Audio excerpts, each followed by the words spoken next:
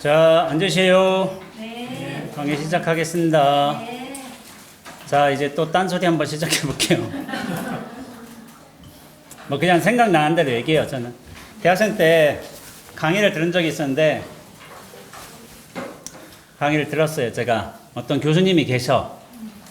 근데 여러분들 지금 집중을 굉장히 잘하고 계셔요. 근데 저는 누가 그런 말 하더라고요. 스님은 교수를 했어서 잘했을 것 같다고. 근데 제가 공부를 싫어해요. 난 공부를 싫어해. 그래서 안 돼요. 교수하려고는 박사 논문 써야 돼. 저는 책은 쓰지만 박사 논문 싫어요. 그래서 제가 사람들이 안 믿는데 전 책을 안 봅니다. 전 책을 안 봐요. 관심이 없어요, 책에. 그러니까 사람들은 뭐 착각을 해서 제가 굉장히 똑똑한 스님인 줄 알고 있어요. 저는 책을 안 봐요. 관심이 없어서.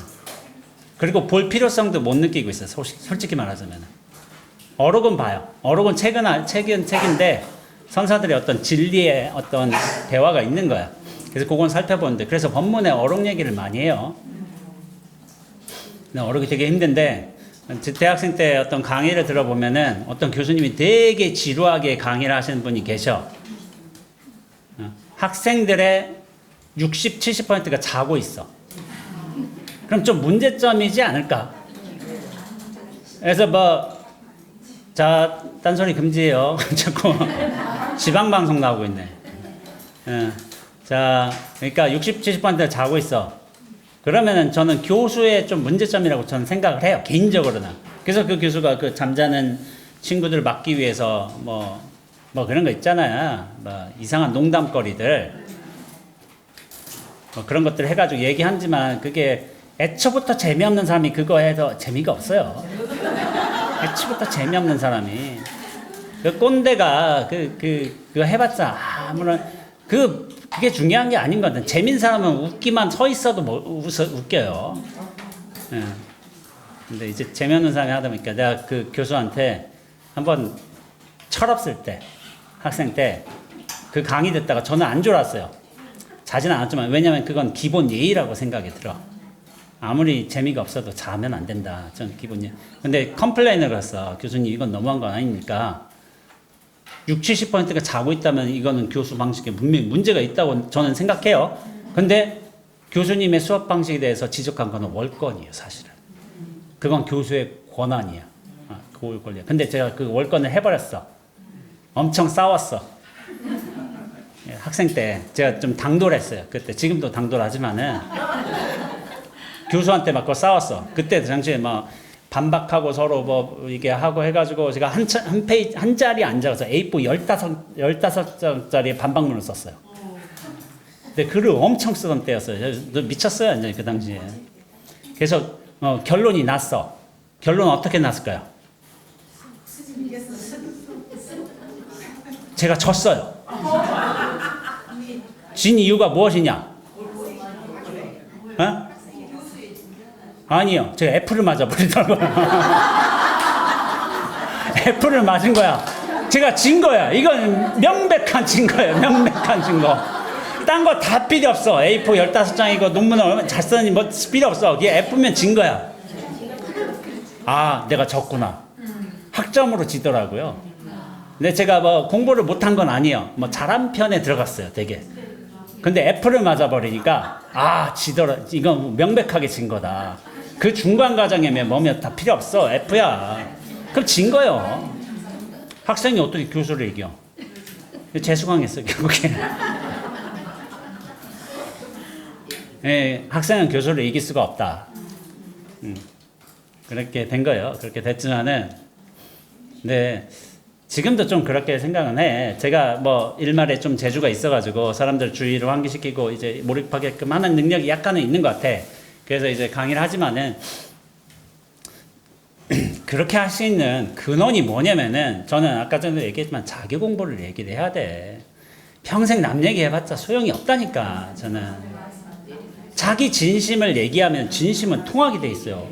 그게 귀가 쫑긋 쓰게 되고 관심을 기울이게 되고 나의 삶도 돌이켜보고 하게 되는 것이지, 내가 백날 해결을 하고 무슨 철학자를 해봤자 내 삶으로 환원이 되지 않으면 의미가 없습니다.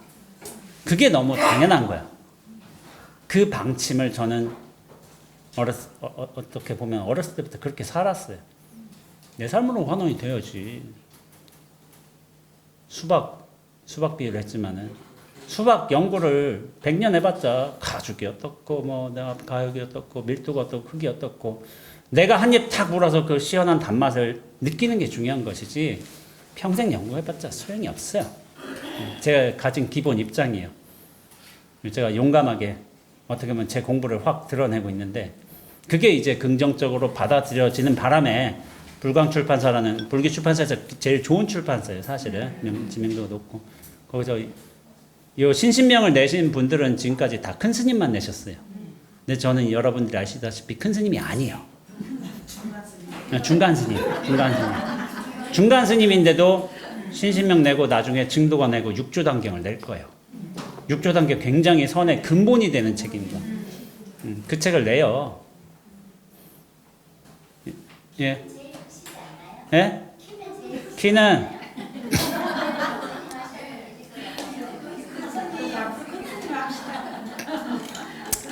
키 큰 스님. 근데 키 큰 스님들이 여러 계시더라고. 그래서 내겠지만은 육조단경도 그래요. 저 처음부터 끝까지 본 적은 20년 전에 한 번 봤어요. 근데 뭐 낼 거예요. 보이면 돼요. 육조단경이. 읽는 게 아니라 보이면 돼요. 보이면. 그러니까 그게 다른 요소예요. 다른 요소. 어록도 보여야 돼요. 내가 읽는 게 아닌 거야. 해석하는 게 아니라 보여야 돼요.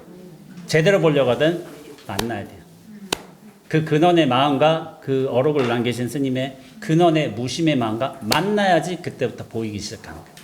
그게 중요합니다. 선에서는. 이해하는 거 아닌 거예요. 이해하는 거. 해석하는 거. 이해하고 해석하면 틀렸어요. 그렇게 해야 돼요. 공부는. 자, 맞아. 라고 하셨더니. 그거요. 근데 제가 뭐, 어디서 뭐, 제가 뭐 새로운 얘기를 하는 게 아니잖아요. 원래 그런 거예요. 원래 그런 걸 잊으면 안 된다. 그런 얘기를 하는 거고. 자, 깨달음 전후. 앞선 강의의 끝은 맺지 못했는데, 그런 거요. 조당집 제1권에서 제5조.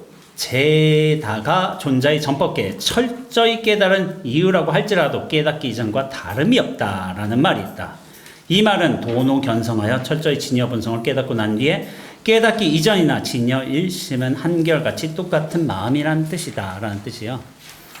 깨닫고도 마음이고 깨닫지 못하고도 마음이에요. 똑같아요. 뭐야? 여기는 이렇게 됐네. 깨닫기 이전에는 의식의 대상 경계에 속박이 되어 만물에게 불임을 당하여 자롭지 못하고 경계에 끌려 다녔지만 깨닫고 난 이후에는 진여 본심을 회복하여 일체 만물의 주인이 되어 자유자재로 사용할 수 있게 되었다는 것이다.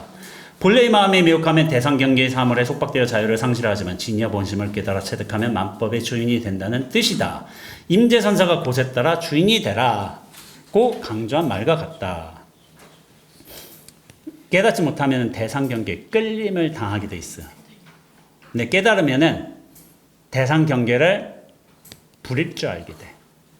근데 여기서 제가 중요하게 얘기할게요. 그럼 이거 비슷한 말 같기도 하고 뭐가 다른 말 같기도 한데 깨닫기 전에는 내가 실체를 있기 때문에 대상 경계와 함께 집착하면서 거기 전도망상 때문에 같이 굴림을 당하는 거야.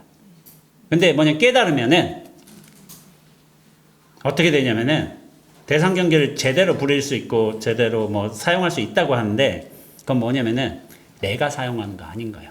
근원은 뭐냐면은 나 없음, 무아, 진여, 누나, 허공, 의식, 알아차림 그것이 쓰는 거예요.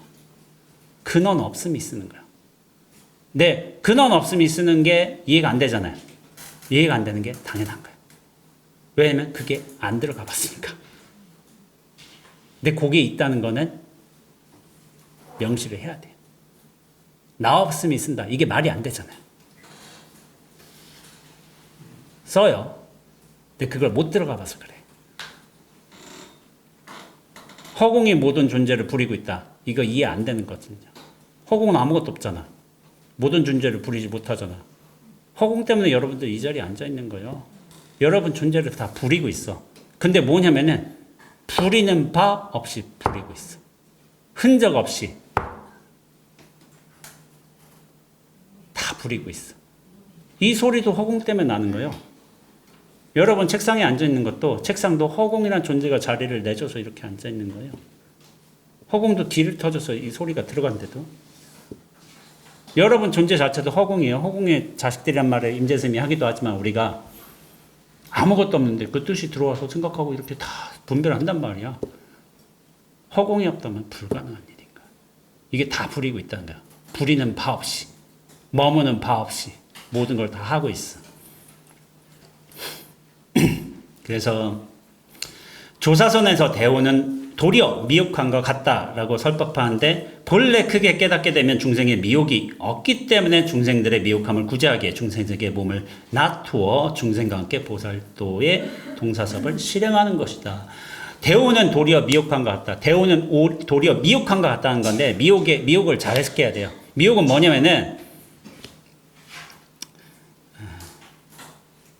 완전한 알 수 없음을 뜻해요. 완전한 알 수 없음. 대오가 되면 완전한 알 수 없음이요. 근데 알 수 없음인데 일들은 끊임없이 벌어지고 있어. 그게 머무르지 않고 흐르는 것이고 집착 없이 구현하는 거예요. 그래서 그거를 숭산 스님께서 어떤 식으로 말씀하셨냐면은 오직 모를 뿐, 오직 할 뿐 이렇게 말씀하신 거예요. 단순화시킨 거야. 진공 묘유를 어떻게 보면은 진공, 근원이 공적하여 텅 비어 있은 상태를 진공이라고 하지만 묘유, 묘하게 존재하고 있다, 흐르고 있다, 작용하고 있다를 오직 할 뿐 이렇게 표현한 거예요. 진공묘유가 응무수주 이생기심 가는 거예요. 마땅히 머무는 법 없이 그 마음이 나는 거예요. 내는 거예요. 내면서 작용하고 있죠. 공적, 영지. 공적, 그 근원은 공적하지만은 신령스럽게 아는 일들이, 우리가 지금 아는 일들이 다 벌어져. 다 일이 벌어지고 있어요. 그게 또 동아시아 사상의 어떤 체용과 관련된 근원의 알 수 없고 볼 수 없고 느낄 수 없고 완전히 공적하고 텅 비어 있는 게 체요. 그런데 그것의 현상적인 작용들 벌어져요. 그런데 이게 뭔 착각이 있냐면은 나를 작용이라고 생각하지 않고 내가 실체로 들어선 데서 문제가 생기는 거야. 나란 존재는 본래 공적하고 그러면서 신령하게 알고 있어. 공적 영지예요. 이 자체가 사실은. 그런데 우리는 뭐냐면 영지만 아는 거야. 영지를 실체화로 알고 있어. 나란 존재를 이렇게 알고 있다고 착각하잖아. 그리고 묘유인데 이거 실체의 묘유라고 착각한 거야. 그 근원에 진공이 있다는 걸 몰라. 진공, 허공으로서 눈앞으로서 이렇게 같이 존재하고 있다는 걸 몰라. 그래서 갇혀 사는 거야. 갇혀 사는 거. 그래서 조주 스님께 어느 학인이 물었어요. 스님 보니까 옆에서 보니까 조주 스님도 늙었을 거 아니에요. 80세부터 법을 펼치셨어요. 그 당시에 80세면 대단한 연세예요. 지금도 80은 대단한 연세인데 그 1000몇백 년 전에 그 80은 대단해요. 우리 100년 전만 해도 80만 하면은 엄청 나흘잔치 열었어요. 엄청 크게 열었어. 80만 가도. 지금 고희 넘어서 80을 무슨 잔치라고 하죠? 무슨 미수 잔치는 88이잖아. 88. 근데 하여튼 고희인가? 고희라고 하나? 그 환갑 가지고 장치해요, 요즘에? 안 하죠. 환갑은 노인 어르신들에 못 들어가. 지금. 팔팔하네. 아주 막 이렇게 들어가. 이런 거요. 근데 80세부터 120세까지 법을 설하셨어요. 구순비선이라고 해서 이분께서 이제 노인이 기력이 없잖아. 기력이 없는 건 당연하잖아요. 그러니까 구순비라서 이게 혀 하나로 이 말로써 이렇게 제자들 다 가르친 거야. 뭐 방도 있고 할도 있고 그걸 노인네니까 못하는 거야. 구순비선이라고 해서 혀 하나로 사람을 들었다 놨다 살렸다 죽였다 해요. 그게 대단한 능력이에요. 혀 하나로 장난치는 것 같아 어떻게 보면은. 근데 그 제자들이 물었어. 스님은 깨달았고 우리는 깨닫지 못했다고 하는데 내가 볼 때는 스님하고 우리하고 별로 차이는 없는 것 같은데 도대체 무슨 차이가 있습니까? 하고 제자가 물었어. 노인네가 노승이지만 그 스님이지만 졸기도 하고 밥 먹다가 배부르면 좀 이제 뭐 하기도 하고 트름도 하고 뭐 인간적인 모습이 나타날 거 아니에요. 스님이 깨달았다고 하는데 그냥 뭐 어떻게 뭐 별로 뭐 큰 차이도 없는 것 같은데 뭔 차이가 있습니까? 라고 물어본 거예요. 그러니까 조주 스님이 뭐라고 말했냐면은 야, 차이 있지 하고서 니들은 마음에 부림을 받지? 마음에 부림을 받지? 근데 나는 마음을 부려. 요 차이 있어. 니들은 마음 생사심 대상경계에 부림을 받지? 근데 나는 이런 걸 다 부려. 근데 그걸 착각하면 안 된다니까. 이 실체 의지에서 부린다고 착각해서는 안 된다니까. 진여 자성의 의지에서. 진여 자성은 의지한다는 말을 하지만은 그것도 틀렸어요. 의지할 바가 없어요. 의지할 바가 없으므로 이런 인연들, 생사심, 경계심들 다 부리는 거예요. 그게 진짜로 잘 부리는 거예요. 의지할 바가 있음으로 부리면은 잘못 부리는 거, 착오하는 거, 전도망상하는 거 봐야 돼요. 본인이 알아야 돼. 이거를 강의를 통해서 듣는 것도 좋은 경험이에요. 근데 내 삶으로 구현이 돼야 된다. 제가 그 말을 하는 거예요. 자, 그래서 깨닫고 나니까 똑같더라. 그 얘기를 누가 했냐면 소동파가 여선의 독림상총 선사에게 깨달음을 얻었어. 이 소동파라는 시인 아세요? 되게 유명한 시인이죠. 그렇죠. 당송 팔대신 대단한 시인이에요. 이분이 왜 유명해졌냐면 시를 잘 써서가 아니라, 그치, 노장사상도 잘 알고 깨달아서 시 써서 유명한 거예요. 그냥 시 잘 써서 유명할 수도 있지만은 거기다 깨닫기까지 했어. 시의 품격이 달라질 거 아니에요. 이 양반이 워낙 똑똑하니까 좀 아는 척을 많이 했나 봐. 말빨이 워낙 좋으니까. 근데 아는 걸로 당해낼 사람이 없어. 응? 그러다가 상총선사를 만나게 됐어요. 흥룡사에, 독림 흥룡사에. 그러니까 여러 선지식 하면서 말빨로 다 이제 해버리니까 그걸 아신 거야. 그러니까 상총선사가 딱 거령을 했는데도 말을 안 했어. 말 안 하다가 나중에 이런 말 했어. 그대는 말을 그렇게 뭐 앵무새처럼 잘한다고 쳐도 그대는 어찌 무정설법은 들으려 하지 않고 유정설법만을 들으려 하는가? 사람한테서 그런 소리만을 들으려 하는가? 이렇게 지적을 하니까 자기는 지금까지 사람만 상대를 했잖아. 선지식만, 선사들만. 그러다가 야, 무정도 설법을 해? 깊은 의심에 사로잡혔어. 그러면서 어떻게 됐냐면은 나중에 자기 집에 돌아가다가 폭포를 지나게 됐어요. 폭포. 산 모퉁이에서 폭포를 지나다가 그 폭포 소리를 듣고 깨치게 됐어요. 그러니까 그 상총선사를 향해서 소동파가 인사를 하게 그 폭포 앞에서. 그러니까 그때 이런 개송을 지었어요. 산골짜기 물소리 그대로가 부처님의 장광설이요. 산빛 그대로가 어찌 청정법신이 아니겠는가. 밤새들은 84,000 법문의 이 소식을 훗날 어떻게 사람들에게 보여줄 수 있을런가 라고 얘기해요. 훌륭한 개성이에요. 훌륭한 개성이지만은 감히 저 같은 모질한 사람이 볼 때는 저는 이 개성이 좀 우스워요. 제가 왜 우스운지는 얘기를 안 해요. 네? 곧 나중에 가져와 보세요. 왜 제가 우습게만 했는지. 내가 왜 이 개성을 우습게 보는지 한번 본인의 견처대로 가져와서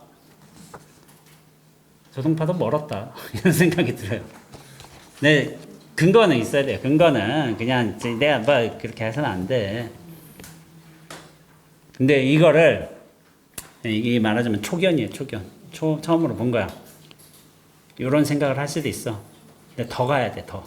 더 가면 더 다른 일이 나오게 돼 있어요. 이것도 훌륭한데 나중에 이런 얘기를 했어요. 이 소동파도 더 공부를 했을 거 아니에요. 상총선사에 기대어서 무정설법을 들으라고 했으니까. 거기서 한 번 열렸어. 근데 한 번 열려서 끝이 아니에요. 여러 번 열려야 돼요. 여러 번 열리게 돼 있어요. 여러 번. 근데 그게 완전하게 열리고 더 이상 퇴전이 없게끔 가기까지가 쉽지가 않은 거예요. 그게. 그래서 뭐 제 기준은 저 눈앞으로 온전하게 돌아오는 거. 이게 정말 중요한 거예요. 제가 아까 전에 저 보사님들하고 잠깐 얘기를 했지만 깨달음도 수준 차이가 있어요. 깨달음 수준 차이 있겠죠, 당연히. 왜 없겠어? 근데 진리에는 수준 차이가 있겠어, 없겠어요? 법에는. 자체는 없어요. 근데 뭐냐면 육조 해능 스님들은 법에는 돈점이 없어. 그 크기도 없어요, 사실은. 높고 낮은도 없어, 법 자체에는. 근데 뭐냐면은 어디에 차이가 있느냐? 사람의 차이가 있어, 사람의. 근데 굳이 이렇게 하지만 천성적으로 주어진 어떤 기질 차이가 있다는 게 아니라 사람의 마음이 얼마나 공적해졌냐, 그 차이가 있는 거야, 그 차이. 내 마음을 확 다 비워놨으면은 진리는 그대로 쑥 들어오게 돼 있어요. 근데 내가 비워내지 못하면은 비워낸 만큼만 들어오는 거예요. 근데 내가 비워낸 만큼이 크다면은 진리가 큰 범위로, 굳이 100분위를 치자면은 100에 진리가 5만큼 들어왔다고 쳐봐. 그럼 95라는 그 번뇌 망상을 이겨낼 수가 있을까? 못 이겨내. 5도 대단한 거예요, 사실은. 대단한 거야. 그것만 감지하고 사는 건데, 그게 근데 50이 넘어졌어. 아, 대단한 거예요. 대단한 거예요. 왔다 갔다 하지만은. 근데 그게 왔다 갔다가 완전히 끊기려거든, 뭐 제 기준상은 7, 80은 넘어야 돼요. 그럼 더 이상 퇴전은 없습니다. 거기까지 스스로 가야 돼. 근데 그거를 자기한테 솔직하게 물어보라고 일단. 그럴 때 꼭 열리면은 또 한번 어록도 봐봐, 경전도 봐봐. 새롭게 뭐가 보이면 또 그것도 재미가 있어. 야, 이게 이런 말이었구나. 내가 안목이 없을 때, 열리지 못할 때 이거 보는 거하고 황에 열리고서 보는 게 달라요. 자, 이거는 조금 공부를 열심히 하신 뒤에 하는 말일 수도 있는데, 근데 좀 더 가봐야, 이제 소동파 시를 다 못 봤어요. 제가 죄송하지만 제가 책을 안 봐요. 이러다 볼 뿐이야. 이게 제 단점입니다. 제 단점. 책은 안 본데 또 책을 팔아먹으려고 하고 있어. 저의 모순점이에요. 이건 모순점. 책은 안 본데 책은 팔아먹을 저의 모순점. 인간은 모순적인 존재예요. 원래. 자, 여사는 연우, 절강은 호수. 그곳을 구경하지 못하면 후회한다. 여산의 안개비예요. 연우란 건 안개비, 절강은 조수, 절강의 밀물, 썰물 밀물 때 밀물이 싹 올려오는 거야. 여산에서 안개비를 봐야 되고 절강에 밀물이 있는 거야. 근데 그곳을 구경하지 못하면 후회한다. 이건 뭐냐면은 원래 여산에 순천에 순천만이 있잖아요. 또 딴 얘기한다. 또 순천만에 아니야, 이 얘기하면 너무 길어져. 할까? 제가 21살 때, 22살 때인가? 순천만에 온 적이 있어요. 왜 왔냐? 22살입니다. 안개 보러 왔습니다. 순천에 안개를 보러 왔어. 22살 때는 그래도 돼. 물론 40이 돼서 그러지 말아야 된다는 이유는 없어요. 안개를 보러 왔어. 근데 가방에 책 한 권 있었어요. 무진기. 무진기. 김성옥 작가님이죠? 선생님이 무진기행을 무진, 안개무자에 나루터 진자예요. 무진기행의 거기 배경이 된 곳이 당신이 일본에서 출생하시고 순천에서 자랐어, 어렸을 적에. 순천에서 저 대대포? 그때 대대포를 누가 가라고 해가지고 우리 선배가 제가 그때 무진기행에 심취해 있었어요. 약간 20대 때는 조금 약간 음울하고 약간 자조적이고 그러면서 미학적으로 아름답고 그런 게 좋더라고. 아, 그럴 수 있어요, 20대 때는. 아니, 무진기행을 엄청 좋아해서 무진기행 필사를 많이 했어요. 필사를 많이 했는데 무진기행을 가보래, 누가. 저기 대대포에 가보래. 그 순천 사람이었어. 가보라고 하더라고. 그래서 갔어. 근데 오후 3, 4시쯤, 4시쯤 도착했나? 근데 안개는 언제 봐야 되냐면 아침에 봐야 돼요, 새벽에. 새벽에 봐야 되는데. 오늘 도착했는데 뭔가 새벽에 했는데 근처에서 하룻밤 자야 될 거 아니야. 여관이라도 있으면 하룻밤 자고서 볼 수 있을 거 아니야.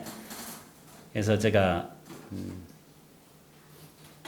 근처에 장어집이 있더라고요. 22살 때 내가 보니까. 원래 그때 제가 과외를 해가지고 돈이 좀 여유가 있었어요. 장어 뭐 까이까 뭐 먹지 뭐. 그때 한 3만 원 했던 것 같아. 인당 2, 3만 원 했던 것 같은데 그래도 돈 있으니까 뭐 먹지 뭐. 그래서 주인장한테 물어봤어요. 저 여기서 하룻밤 자고 싶은데 여기 어디 숙소 있냐 하니까 없다는 거예요. 순천 시내까지 나가야 되는데 여기 면회도 없대요. 면회 어디 가면 저 방 하나라도 있을 텐데 없대요. 그래서 왜 그러신데요 하니까 그때 얘기했죠. 저 안개 보고 가야 된다고. 아침 안개. 그러니까 요 이상하잖아. 젊은 애가. 안개 보고 가야 된다. 그거 일반적인 목적이 아니잖아. 왜 그러니까 제가 김송수 선생님의 무진기행을 좋아한다고. 무진기행도 필사를 많이 하고 책 한 거 갖고 왔다고. 이렇게 얘기를 한 거예요. 주인장이 잠시 고민을 해. 그러더니 장어집이었잖아요. 여기서 자고 가래. 그래서 저는 이해가 안 되죠. 왜 저한테 이런 호의를 베푸시는지 이해가 안 되잖아요. 왜 그러시죠? 하고서 주인장한테 물어봤어요.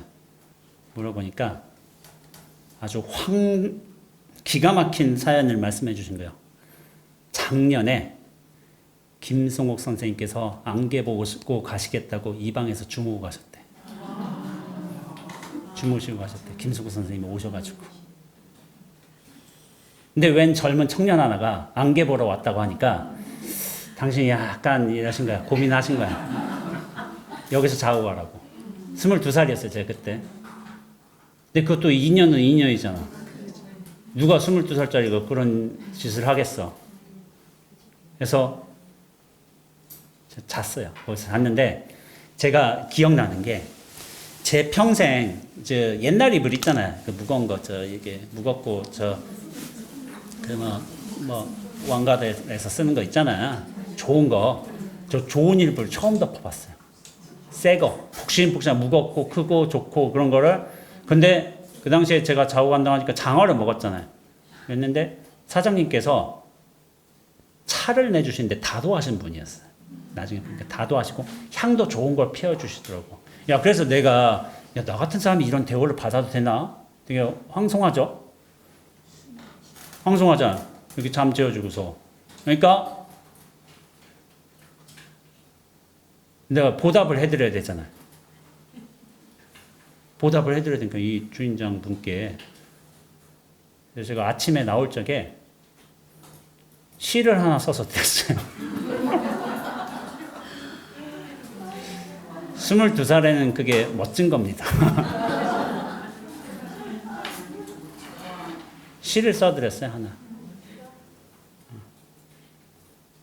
이렇게 했어요. 시를 하나 써드리고, 그 보살님과, 일단 주인장과, 그 대대포의 이제 주변에 돌아다니면서 아침 안개를 보고서 같이 거닐면서, 3, 40분 거닐면서, 순천, 시내로 들어왔죠. 전 시내로 들어와서, 그때 제가 약간 우울하기도 하고, 그런 게 있었어요. 20대 때는 그럴 수도 있지. 그랬는데 뭔가 감정이 격분하기도 하고 그래서 순천에 오니까 서남사란 절이 있대. 그래서 저쪽에 산 쪽으로 간 거죠. 서남사 가고서 저 송광사 있대. 그래서 이 산 넘어서 주막에서 막걸리 마시고 그래서 제가 여기 들어온 거예요. 여기 처음에. 제가 그 당시에 그렇게 들어왔어요. 술 먹고서 들어온 거예요. 이게 경건치 못하게. 스님 그 집 할머니 오빠가 그 동양화 유명하신 분. 누구? 거기 그 장어집에. 장어집 나 모르겠네요.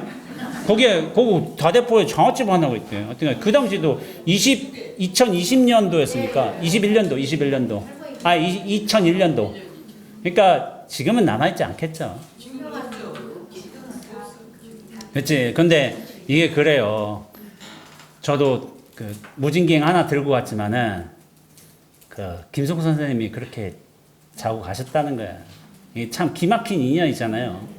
주인장이 손에 안목이 있으신 분 아니에요? 안목이? 안목이 있으시니까 스님 이렇게 예를 드신 거지. 곱게 포장은 해주시네. 내가 볼 때는 저 찌푸리고 살았어요. 그 당시에는. 찌푸리고 살았어요. 20대 때는. 그런가? 여튼 감사합니다. 그러니까 하여튼 저도 그때 어둡게 왔다 갔다 하면서 살았겠죠. 그렇게 된 거예요. 그러니까 연호하다가 이런까지 나왔는데 안개비예요. 안개비. 안개비가 야 이거 못 보면 후회한다. 안개비 보란 뜻이에요. 근원으로 돌아가서 본래 자리로 돌아가서 진여 자성의 자리에서 돌아서 이걸 제대로 봐야 된다. 이 말이에요. 그곳을 구경하지 못하면 후회한다. 구경하고 돌아와도 특별한 일이 없네. 역시 여사는 연우, 절강은 조수의 모습일 뿐. 이거를 이해로 받아들이면 안 돼. 자기가 실제 근원으로 돌아와서 있는 그대로 볼 수 있는 안목으로서 보게 된다면 이게 실감이 되니까 실감. 실감이 굉장히 중요한 거예요. 이해를 하면은 이게 뭐 별거야? 야 순천에 안개 유명하지. 돌산에 갓김치 유명하지. 뭐 별거야? 그건 자기가 별거기 때문에 그런 수준밖에 안 되는 거예요. 자, 여산의 독림상충 선사에게서 깨닫고 났어. 그러니까 깨달음의 체험으로 체득한 지혜는 일체만법이 본법 본래 그대로 지혜 생명을 살고 있는 제법 실상을 정법의 안목으로 여실직연할 뿐이다. 선에서는 깨닫기 이전처럼 옛사람과 다름이 없지만 옛날 중생심으로 살던 것과 달리 정법의 안목으로 방편지혜를 무해자재한 본문사의를 주인이 되어 창조적인 삶을 건립하며 보살도를 실행할 수 있는 능력을 갖게 된다. 이 말은 앞에서 언급한 처럼 마주가 깨닫기 이전은 만법의 대상 경계에 집착하여 자신을 상실하고 만법에 불임을 당한 것이며 깨달은 이후에는 만법의 대상 경계나 방편 도구의 사물을 자유롭게 사용할 수 있는 정법의 안목과 방편지혜를 구축한 것을 의미한다. 그런 거예요. 그래서 여기서도 정리하셨지만은 자기가 부릴 수 있느냐 라는 것으로 착각하면 안 돼요. 내가 실체로서 근원을 부린다. 이건 불가능해요. 뭐냐면은 내가 대상 경계와 함께 있을 때는 실체감을 가질 때는 그와 함께 굴림을 당하게 돼 있어. 근데 이걸 호련히 탁 벗어나게 된다면은 내가 굴리는 거 아니에요. 그게 어떻게 되냐면은 진리가 굴려요. 내가 굴린 거 관련이 없어. 이 말을 자기가 깨달아야 돼. 자기가. 이거 말로 들으면 안 돼. 이거 진리가 부리고 진여가 부리는 거예요. 근데 나의 실체감에 가득 매여 있을 때는 이거 백날 들어도 몰라요. 이게 저게 뭔 말인지 몰라. 그런데 자기가 벗어나면은 자기의 틀을 깨기 시작하면은 그때부터 느껴지는 거예요, 이게. 그래서 제가 이런 말을 자주 해요. 뭐냐면은 벗어날 때야 비로소 내가 갇혀 살았다는 걸 알게 되는 거야. 벗어나기 전에 몰라요. 내가 갇혀 산다는 거. 이거 당연하게 살고 있지. 나는 실체, 중심. 갇혀 살고 있는. 그래서 그런 착각을 하는 거예요. 그래서 제가 여러분들의 좀 이게 뭐야? 이거 왜 이렇게 돼 있지?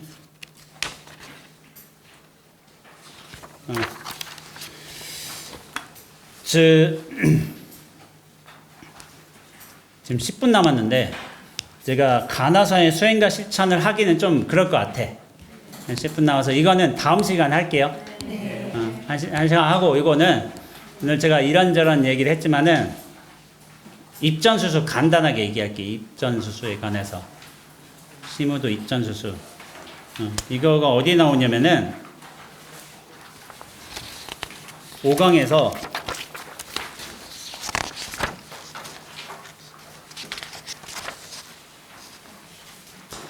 저 세 번째 페이지에 조사선에서 대오는 도리어 미혹관과 같다라고 설법하는데 본래 크게 깨닫게 되면 중생심에 미혹이 없기 때문에 중생들의 미혹함을 구제하기에 중생세계에 몸을 놔두어 중생과 함께 보살도의 동사섭을 실행하는 것이다. 여기서 이제 입전수수를 제가 언급하게 되는데 입전수수가 뭔지 아세요? 자, 저번에도 얘기했지만은 시무도예요. 시무도. 시무도가 보통 10단계로 나뉘잖아요. 처음에 뭐예요? 시무죠. 시무. 시무가 깨달음을 찾아 나서는 거야. 그 다음 어떻게 되냐면은 견적을 하게 돼. 견적. 소가 깨달음을 상징하는데 소의 발걸음을 보는 거야. 이 흔적을 보는 거야. 요게 견적. 야, 여기 뭔가 있구나. 요 감지야. 감지. 깨달음 자체는 아니지만 선사들의 어떤 말을 통해서 부처님의 어떤 경전을 통해서 수행을 통해서 뭔가 있음을 감지하는 거야. 나 찾아놨으면 이거 뭔가 감지하는 거야. 이 깨달음은 아니에요. 견우예요. 견우. 견우가 뭐냐면은 이거 찔끔 보는 거야. 찔끔. 견우. 보통 저 시모도에서 세 번째는 속꼬리 봐요. 속꼬리. 소 전체를 본 게 아니잖아. 흔적을 찔끔 본 거야. 이거를 일별이라고 하게 돼. 한번 슬쩍 본다. 일별. 그리고 이거를 뭐 수준, 아까 전에 깨달음도 수준 차이가 있다고 했잖아요. 초견이라고 하게 돼요. 근데 제대로 본 거 아니에요. 슬쩍 봤기 때문에 무슨 특징이 있냐면은 슬쩍 봐서 슬쩍 빠져나가. 대부분 그런 특징이 있어요. 슬쩍 봤기 때문에. 슬쩍 얻었기 때문에 슬쩍 사라져. 슬쩍의 뜻이에요. 힘을 못 써, 힘을. 그러다가 득어를 하게 돼. 득어를 하게 되면 이게 진짜 견성이라고 봐요. 견성. 득어를 하게 돼. 근데 뭐냐면 이게 득어 중에 아직 이게 완결되지 않았어. 소가 아직 이게 막 힘도 써. 그러니까 좀 득은은 했지만은 복인 전체를 봤지만은 이게 뭐냐면은 사람을 법기라고 부르는 경우가 있거든요. 원래 공부 잘하는 사람을 법기라고 해요. 사람 존재 자체가 법기예요. 왜 법기냐면은 우리는 법을 담는 그릇이기 때문에. 법을 담는 거예요. 근데 그 그릇이 중간에 내용물이 많이 채워져 있으면 법을 못 담아요. 비워낸 만큼 담는 게 그릇의 특징이에요. 그러니까 내가 온전히 비워져 있으면 비워진 만큼 법은 크게 담겨요. 근데 완전하게 이게 법이 된다 하려거든 그릇마저도 깨져야 돼요. 그릇마저도 깨질 적에 이게 여기 앞단계 8단계 같으면 인후구망이에요. 그릇도 사라져버리는 거예요. 그런데 득을 했단 말이야. 근데 이게 아직은 나의 습기가 남아있어. 그래서 어떻게 되냐면 5번째 모구라는 말을 써요. 모구. 모구는 뭐냐면은 자기 습기들 어떤 업식들 이런 것들을 정화해가는 과정이요. 보림이라고 하기도 해요. 보림 과정을 통해서 이렇게 모구 과정. 그래서 요 송방사에서는 진울 선사께서 굉장히 유명하시죠. 스스로 호를 모구자라고 하셨어요. 소치는 사람. 되게 겸허하신 표현이에요. 겸허하신 표현. 당신 공부 수준이 대단하신데 그냥 겸허하게 나는 소치는 사람이다. 난 보림하고 있다. 뭐 이런 식으로 말씀하신 건데 우리가 저 진울 스님을 다른 선생님들이 잘 이렇게 매도한 경우도 있지만 대단한 큰 스님이십니다. 보통 분이 아니고 이분도 선을 통해서 깨달으신 분이에요. 대단하신 어르신이에요. 모구자라고 겸허하게 표현하신 거예요. 그 다음에 기우기가요. 기우기가 뭐냐면 탈기자에서 소 타고서 집으로 돌아가는 거예요. 본래 고향으로 돌아오는 거예요. 본래 고향이 어디겠어요?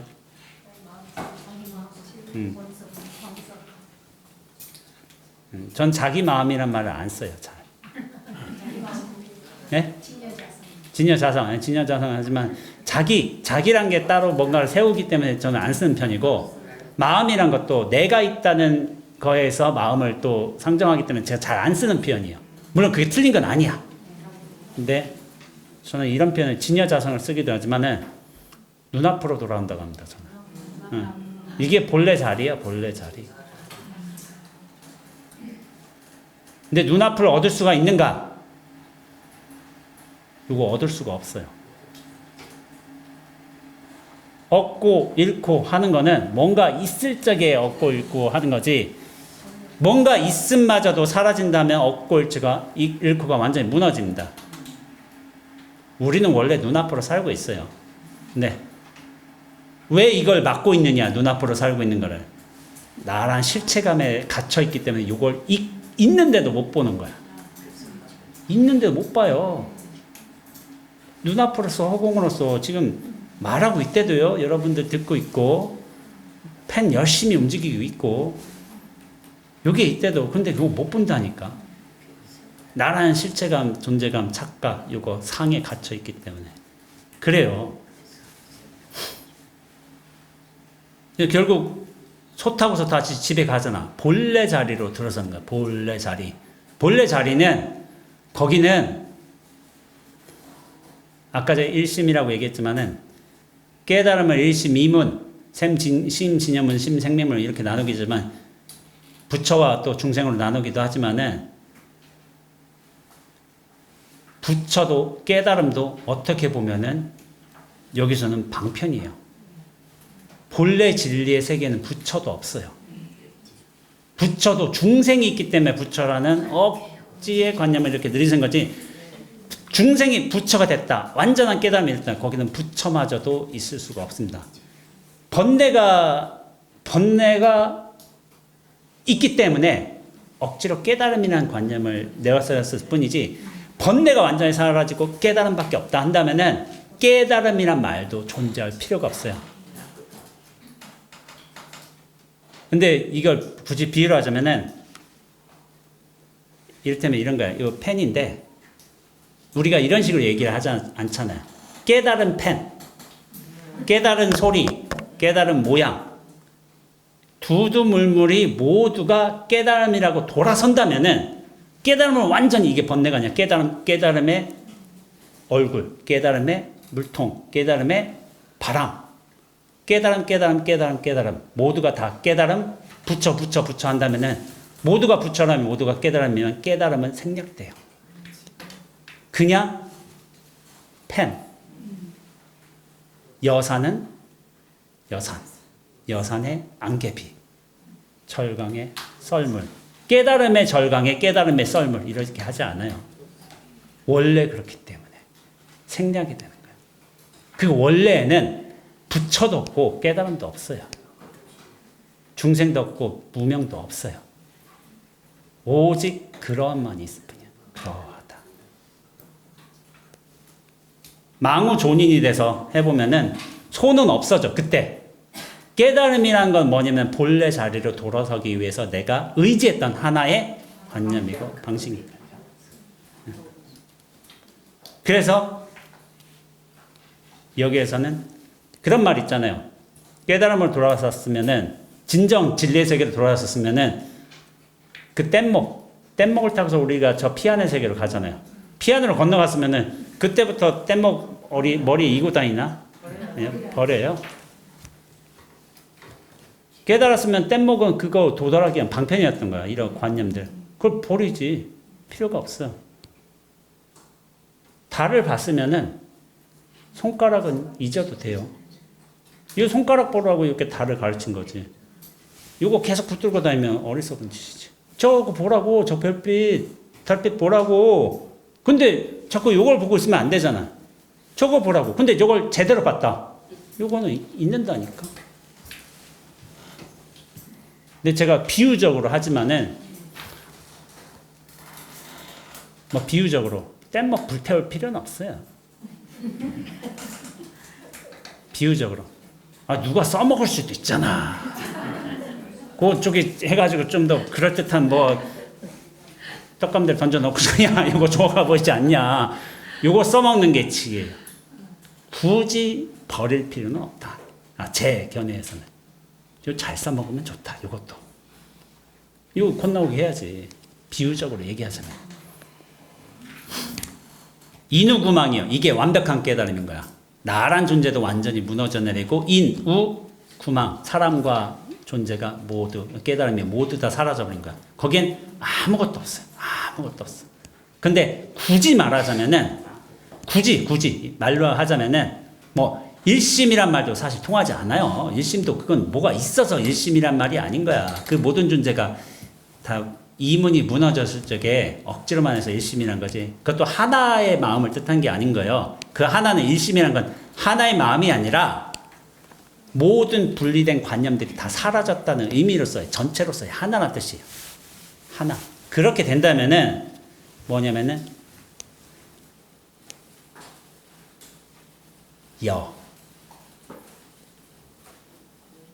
같은 만나봐요. 여시 이와 같다. 이와 같다. 여시. 제가 송강사 법문에서 이런 말 했어요. 몇 년 전인가? 여시. 불경의 시작은 어떻게 돼요? 여시아문. 여시. 이와 같다는 뜻이잖아요. 원래 여시로 분자를 보지만. 아문. 나는 들었다.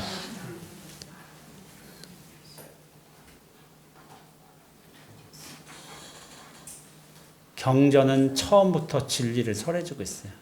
이와 같다. 이와 같이 나는 들었다가 수보리가 아나니 부처님으로부터 이와 같은 내용을 들었다라는 것을 말하기 위한 서두가 아니라 이와 같다. 경전에 왜 첫머리가 여시아문인가? 여시. 뭐 수보리 아나니 이렇게 들었대. 이거 원래 이렇게 시작해. 이런 식으로 보지 말라니까. 이와 같아. 경전은 처음부터 진리를 드러내주고 있어요.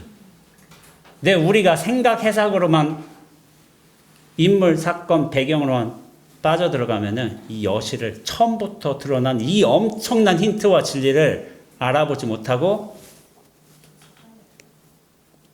이런 사실이래. 별 뜻 없어. 받아들이고 끝나는 거야. 여시가 끝이야, 사실. 최종 귀결점이에요. 근데 그 최종 귀결점을 모든 경전이 처음부터 보여줬어요. 근데 경전, 이 사람들이 알아듣지 못해, 여시를. 왜냐면 자기 실체는 갖고 살고 있으니까. 아문을 통해서 뭐가 됐냐면, 나란 존재가 드러나기 시작했어. 들을 문자잖아요. 들을 문자 뒤에 뭐가 나와요?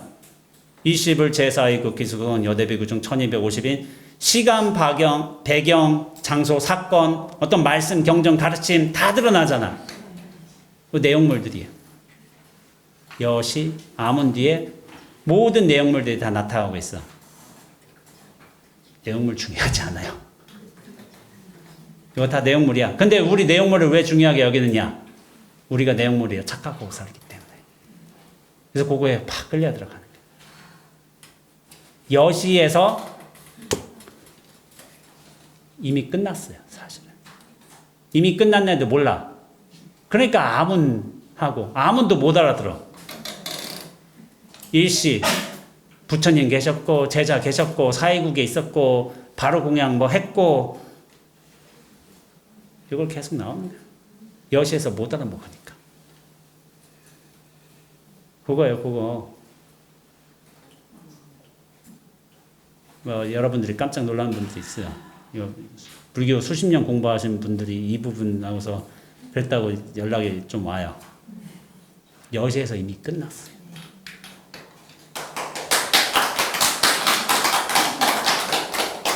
그걸 알아먹어야 돼. 근데 알아먹을 바 없는 걸 알아먹어야 돼. 이게 묘한 거예요. 들어설 수 없는 눈앞에 들어서야 돼요. 근데 우린 이미 들어서 있어.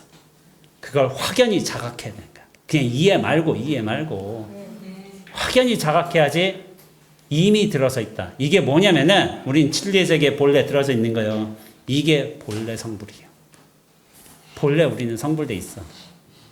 근데 단 하나의 착각, 나란 존재의 착각으로 말미암아서 이 본래 진리의 자리를 벗어나서 무명 중생심에 분별심에 휘둘리면서 살고 있는 게 우리 중생의 모습이라는 말씀을 드리면서 뭐 한 강의 가지고 5강 가지고 2시간 했는데 중요한 거는 이거 많이 하는 게 아니라니까. 그래도 재밌게 들으셨죠? 네. 재밌게. 그래요. 자, 오늘 강의 마치고 다음에 6강하고 다음에 말씀드렸지만은 호련히 깨어나는 신신명 요 책 제가 요거를 1시간 동안 설명할 거예요.